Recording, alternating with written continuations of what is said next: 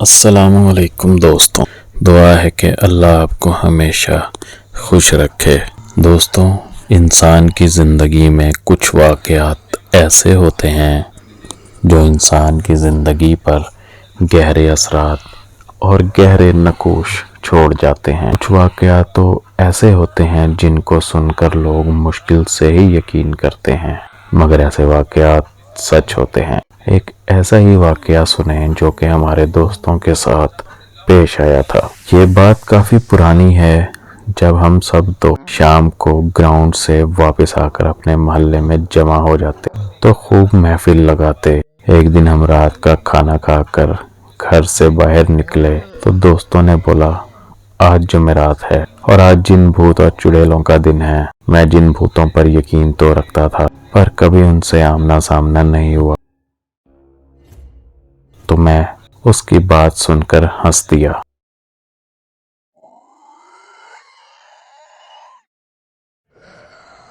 اس نے میری طرف غصے سے دیکھا اور بولا، یہ جو گاؤں سے باہر کھیتوں میں جامن کا درخت ہے، اس پر آج بھی جن بھوت آئیں گے۔ اگر نہیں یقین تو تم سب میرے ساتھ جا کر دیکھ لو۔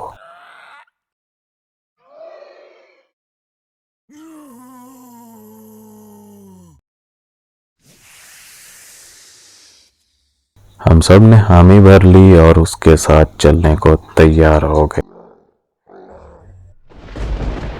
میں اس دوست کا نام بتاتا چلوں۔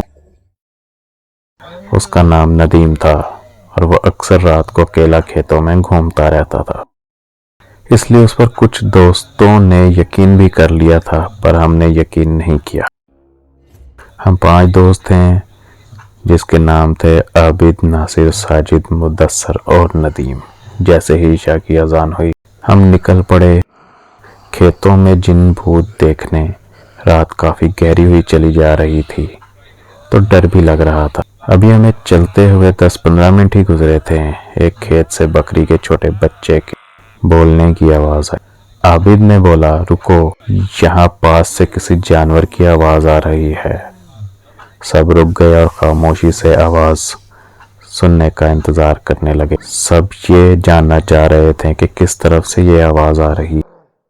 ابھی تو تھوڑی دیر ہی گزری تھی کہ بکری کے بچے کی آواز دوبارہ سنائی دی۔ ندیم نے بولا، آواز اس طرف سے آ رہی ہے جو 2-4 کھیت چھوڑ کر ہی برسن کا کھیت تھا۔ آواز وہاں سے آ رہی تھی۔ سردیوں کے دن تھے اور ان دنوں میں برسن عام ہوتا ہے۔ سب دوست اس طرف جانے لگے تو ناصر نے بولا، چھوڑو یار، جو بھی ہے ہمیں کیا لینا دینا، ہم جس کا کام کے لیے جا رہے ہیں اس طرف چلو۔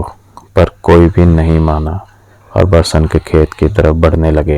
سب ہی وہاں جا کر دیکھا تو ایک چھوٹا سا بکری کا بچہ وہاں کھیت میں بیٹھا تھا۔ ہم میں سے کوئی کچھ بولتا اس سے پہلے ہی ندیم نے کہا، لگتا ہے جو یہاں بکریاں چروانے آتے ہیں ان کا رہ گیا ہوگا، اس کو اٹھا لو، صبح پتہ لگا کر واپس کر دیں گے۔ سب نے اس کی بات سے اتفاق کیا اور ایسا ہی کیا۔ اس کو ہم نے اٹھا لیا اور اپنی منزل کی جانب بڑھنے لگے۔ رات کافی گہری ہوتی چلی جا رہی تھی اور ہمارے ڈر میں مزید اضافہ بھی ہو رہا تھا، کیونکہ کھیتوں میں طرح طرح کے جانور کی آوازیں آ رہی تھیں۔ مدثر نے بولا، یار ہم کو واپس جانا چاہیے، آگے بہت خطرہ ہے۔ سب اس پر ہنسنے لگے اور اس کو ڈرپوک کہنے لگے۔ خیر وہ خاموشی سے ان کے ساتھ چلتا رہا۔ پھر راستے میں ہمیں سیٹی کی آواز آنا شروع ہو گئی۔ سب رک گئے اور ایک دوسرے کی طرف دیکھنے لگے۔ ڈر سب کے چہرے سے صاف نظر آ رہا تھا، پر کوئی بھی یہ نہیں چاہتا تھا کہ ہم واپس جائیں اور اللہ کا نام لے کر اس جامن کے درخت کی طرف بڑھنے لگے۔ ابھی تھوڑی دیر ہی گزری تھی تو سامنے ہی وہ درخت نظر آ گیا۔ ہم سب دوست اس درخت سے تھوڑا ہٹ کر بیٹھ گئے۔ سب سے پہلے تو مدثر نے بولا، اس بکری کے گلے میں کوئی رسی وغیرہ ڈال دو تاکہ یہ کہیں ادھر ادھر نہ ہو جائے۔ سب دوست رسی ڈھونڈنے لگے اور جلدی ایک چھوٹی سی رسی مل گئی تھی۔ اس کو ہم نے اس کے گلے میں ڈالا اور رسی ناصر کو پکڑا دی اور سب کی نظریں اس درخت پر جمی تھی۔ 10-15 منٹ ہی گزرے تھے کہ اس جامن کے درخت کے اوپر سے ایک باریک سی لال رنگ کی لائٹ نظر آئی۔ وہ لائٹ اتنی باریک تھی اور اتنی تیز تھی یہاں بتانا مشکل ہے۔ وہ لائٹ کبھی درخت پر جاتی، کبھی درخت سے نیچے آتی۔ ہمارا خوف کے مارے برا حال ہو رہا تھا، اور ساتھ ہی پراسرار آوازیں آنا شروع ہو گئیں۔ ہم سب نے اونچی آواز میں درود پڑھنا شروع کر دیا۔ کچھ دوست تو وہاں سے بھاگنے کے لیے تیار تھے، ہم نے روک رکھا تھا۔ پھر سب نے ہی محسوس کیا کہ لائٹ اب ہماری طرف بڑھ رہی تھی۔ جب سب نے یہ منظر دیکھا تو بھاگنے میں ہی بہتری سمجھی، اور اتنی سپیڈ سے سب وہاں سے الٹے پاؤں دوڑے، اور ہمارے پیچھے اتنی خوفناک آوازیں بلند ہو رہی تھی، بس یہی محسوس ہو رہا تھا جیسے وہ بالکل ہمارے پاس ہی ہیں اور کسی بھی لمحے وہ ہم کو نقصان پہنچا سکتی ہے۔ ہم نے ہمت نہ ہاری اور بھاگتے رہے، درود پاک کا ورد کرتے رہے اور واپس گاؤں آ کر سانس لیا۔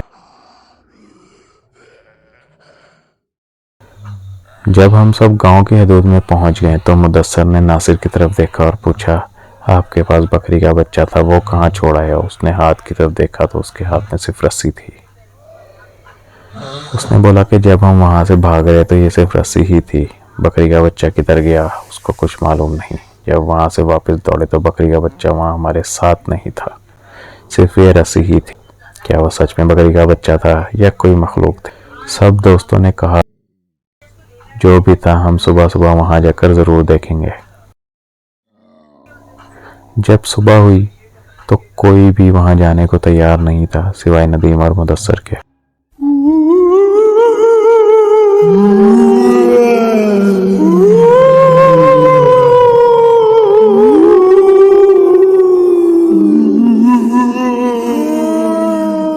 وہ دونوں کھیتوں میں گئے اور اسی جگہ گئے تو انہوں نے وہاں بکری کے بچے کو مرا ہوا پایا، جو جامن کے درخت کے بالکل قریب ہی پڑا تھا۔ اس کی صرف ہڈیاں ہی ہڈیاں نظر آ رہی تھی، اس بکری کے بچے پر گوشت کا کوئی نام و نشان بھی نہیں تھا۔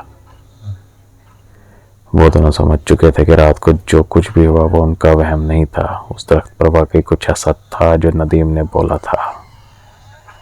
اس کے بعد وہ واپس آ گئے اور کبھی بھی رات کے ٹائم باہر گھومنے سے توبہ کر لی۔